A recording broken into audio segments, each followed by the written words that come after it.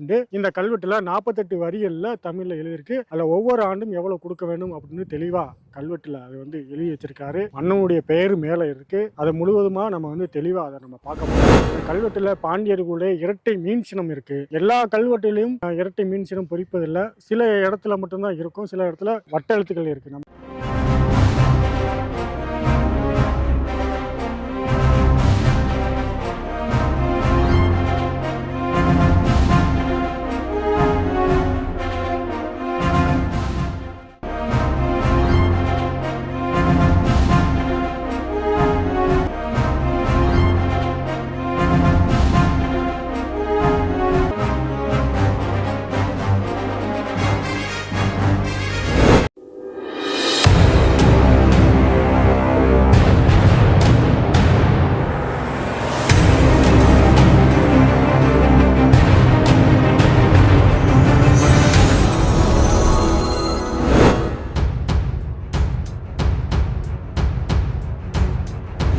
இந்த குமுளித்துமை யார் வெட்டி கொடுத்தது அப்படின்னு நம்ம பார்த்தோம்னா, அதே தென்காசி பாண்டியர்கள்ல வந்த 14ஆம் நூற்றாண்டுக்கும் 15ஆம் நூற்றாண்டுக்கும் இடைப்பட்ட காலத்தில் வென்று மாலையிட்ட பெருமாள் வீரபாண்டியன் என்கிற மன்னனால் வெட்டப்பட்ட இந்த குமுளித்தும்பு அவன்தான். அவனுக்கு கீழே இருந்தவர் தான் இந்த குமுளித்தும்பு வெட்டி கொடுத்திருக்காங்க.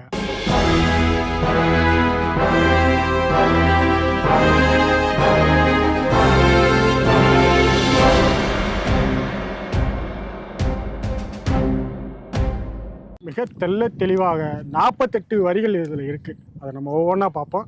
48 வரியும் தமிழ்ல எழுதியிருக்காங்க. அதில் இந்த மன்னனுடைய பெயர், அவனுடைய ஆட்சி ஆண்டு, சகாப்தம் ஆண்டு, இந்த குளத்தை வெட்டி கொடுத்த பிறகு 1ஆம் ஆண்டு எவ்வளவு நெல் இது காணிக்கை, அதாவது கொடுக்கணும். இந்த நீரை அணிவிக்கிறவர்கள் வரி செலுத்தணும், டாக்ஸ். மன்னன் இது இன்னைக்கு பார்க்குற இந்த குளங்கள் காடுகளாக இருந்ததை அவன் திருத்தி இது குளமாக்கி கொடுத்துருக்கான். குளமாக்கி கொடுத்ததுக்கு நம்ம மன்னனுக்கு வரி கட்டணும். இப்போ வரி கட்டம், வரின்னா காசு கிடையாது, அன்னைக்கு நெல் தான் பணம். அப்படி எவ்வளவு நெல், வருஷத்துக்கு எவ்வளவு நெல் கொடுக்கணும், 1ஆம் ஆண்டு எவ்வளவு நெல் கொடுக்கணும், அதுக்கு அடுத்த ஆண்டு எவ்வளவு கொடுக்கணும், அதுக்கு அடுத்த ஆண்டு எவ்வளவு கொடுக்கணும் அப்படின்னு முதல் கொண்டு இந்த கல்வெட்டுல 48 வரிகள்ல தமிழ்ல எழுதியிருக்கு. அதுல ஒவ்வொரு ஆண்டும் எவ்வளவு கொடுக்க வேண்டும் அப்படின்னு தெளிவா கல்வெட்டுல அது எழுதி வச்சிருக்காரு. மன்னனுடைய பெயர் மேல இருக்கு. அதை முழுவதுமா நம்ம தெளிவா அதை நம்ம பார்க்க போறோம். இது ஏன் அப்படி சொல்ல வரோம்னா, எங்கேயுமே இல்லாத ஒரு இவ்வளவு பெரிய கல்வெட்டு முழுக்க ஒரு 48 வரிகள் கொண்ட 2 பக்கங்கள்ல தெளிவா மன்னனுடைய ஆட்சி ஆண்டு, அவனுடைய சகாப்த ஆண்டு, மன்னனுடைய பேரு, யார் வெட்டப்பட்டா, என்னென்ன செய்யணும் அப்படின்றத முழு விவரமா அவர்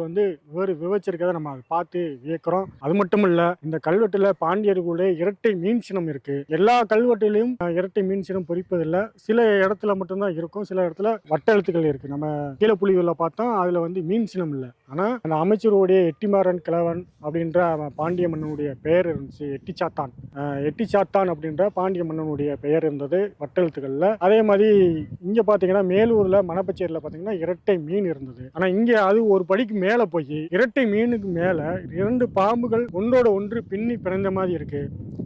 இப்ப அது எங்கேயுமே இது மிக முக்கியமா நம்ம இத பாக்குறோம். ஏன் அப்படின்னா, இந்த 2 பாம்புகள் பின்னி பிணைகிறத இந்த பாண்டியர்கள் நமக்கு ஒரு மெய்ஞானத்தை உணர்த்துகிறார்கள். அதான் இந்த காணொலியில நம்ம விரிவா பேச போறோம். இந்த பாண்டிய நாடு ஊடகத்தை தொடர்ந்து பார்த்துட்டே வாங்க, கண்காணிச்சுட்டே வாங்க. தொடர்ச்சியா இது மாதிரி நம்முடைய வரலாறுகள், மல்லர்குடி, இந்த போர்க்குடி, இந்த உழவர்குடி, இந்த தேவேந்திர குல வேளாளர்களுடைய வரலாறு, பண்பாடு, வாழ்வியல், அவர்களுடைய சமூக கட்டமைப்பு, எப்படியெல்லாம் அவர்களுடைய நீர் மேலாண்மையுடைய தத்துவம், அடிப்படை கோட்பாடு, அவர்களுடைய வீரம், கலை எல்லாவற்றையும் நம்ம ஒருங்கிணைத்து இதை முழுக்க சமூக ஒரு விழிப்புணர்வுக்காக நம்ம தொடர்ச்சியாக நம்ம எடுத்து கொண்டு போறோம். ஆனால் பார்க்கின்ற மக்கள், இளைஞர்கள், நண்பர்கள், பொறியாளர்கள் எல்லாம் இந்த காட்சிகளை, இந்த காணொலிகளை அடுத்தவர்களுக்கு கடத்துங்கள், இளைய தலைமுறைக்கு கொண்டு போய் சேருங்கள். தொடர்ந்து இது மாதிரியான அடுத்தடுத்து காணொலிகளை நம்ம நிறைய இடங்கள்ல நம்ம தேடி கொடுக்க போறோம். அதற்கு முன்னாடி இவர்களுடைய பின்னணி கொடுத்து நம்ம ஏற்கனவே சொன்ன மாதிரி இவர்களெல்லாம் யார், இவர்களுக்கும் இந்த மலைக்கும் என்ன சம்பந்தம், இவர்களுக்கும் இந்த கிராமத்துக்கும் என்ன சம்பந்தம், இவர்களுக்கும் இந்த